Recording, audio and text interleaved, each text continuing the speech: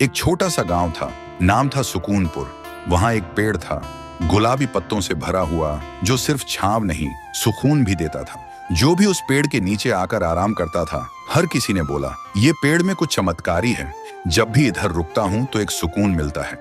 उसी गांव में एक बुजुर्ग दादू रहते थे, अपने पोते के साथ। उन्हें गांव के सबसे समझदार इंसान माना जाता था। वो दादू अपने छोटे से पोते राजू को हर शाम उस पेड़ के नीचे लाते और कहानियां सुनाते और कहते, बेटा, ये पेड़ सिर्फ पेड़ नहीं है, ये हमारा परिवार है। मैंने इसे अपने हाथों से लगाया है और इसने मुझे जिंदगी भर छांव दी है। राजू मुस्कुरा के पूछता, दादू, क्या पेड़ भी परिवार होते हैं? दादू थोड़ा सा हंसते हुए बोलते, जिसने तुझे बिना कुछ मांगे छांव दी, थकान में सहारा दिया, वो क्या किसी अपने से कम है? तभी पेड़ से पत्तियां गिरने लगती हैं, जैसे वो खुद सुन रहा हो, जैसे उसकी सांसें भी कहानियों में चल रही हो।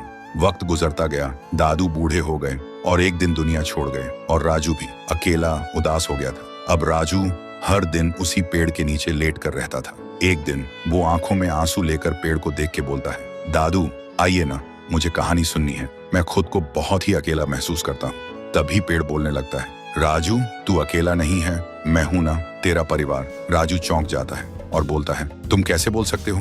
तुम तो पेड़ हो। पेड़ ने धीरे से कहा, तेरे दादू ने मुझे इतना प्यार दिया था, हमेशा मुझे परिवार समझा, और आज तुझे यूं टूटा हुआ देख के मेरी रूह कांप गई। मैं कैसे देख सकता हूँ अपने परिवार को ऐसे तन्हा? उसी दिन से राजू फिर से मुस्कुराने लगा था, क्योंकि अब वो अकेला नहीं था। उसके साथ उसका पेड़, उसका परिवार था। वक्त गुजरता गया, राजू बड़ा हुआ और एक दिन शहर चला गया। गांव की जमीन बिक गई और एक दिन उसी पेड़ को भी काटने का वक्त आ गया। जब पेड़ गिरा, ऐसा लगा जैसे कोई दिल टूट गया हो, जैसे कहानी अधूरी रह गई हो। सालों बाद राजू वापस आया और जहां कभी पेड़ था, वहां सिर्फ मिट्टी थी। देखते ही उसके आंसू बहने लगे। उसने धीरे से कहा, दादू, आपने कहा था ये पेड़ मेरा परिवार है, लेकिन मैंने ही इसे छोड़ दिया था। आज मुझे दुनिया की सबसे बड़ी धूप में छांव चाहिए, पर मेरे पास कोई नहीं है। आप नहीं हो, और जिसे परिवार बोला वो पेड़ भी नहीं रहा। राजू फिर से अकेला हो गया, लेकिन तभी जमीन की मिट्टी में से आवाज आई, राजू, मत रो, मैं हूं ना, तेरा पेड़, तेरा परिवार। तुझसे दादू की हर कहानी सुनी, तेरे हंसने की गूंज मेरे तन में अब भी घूमती है। मैं गया नहीं हूं, मैं तेरे साथ हूं। जब तक तू मुझे याद रखेगा, मैं तेरे साथ जीता रहूंगा।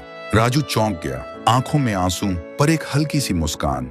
उसने वहीं एक छोटा सा पौधा लगाया और एक स्लेट पे लिखा, जिसने बिना कुछ कहे तुझे सब कुछ दिया, उसे कभी मत तोड़ना, चाहे वो पेड़ हो या रिश्ता।